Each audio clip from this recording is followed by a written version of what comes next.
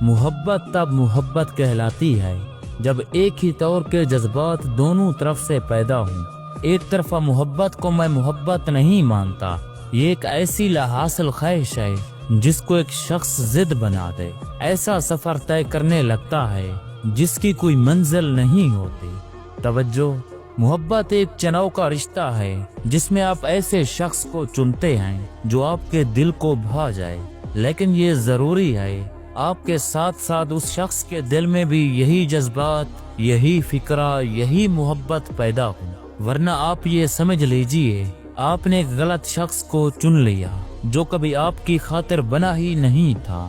میں اکثر کہتا ہوں کہ ضد پہ نہیں، محبت پہ اڑ جائے۔ ضد پہ اڑیں گے تو مجنوں کا خطاب آپ کے گلے میں باندھ دیا جائے گا۔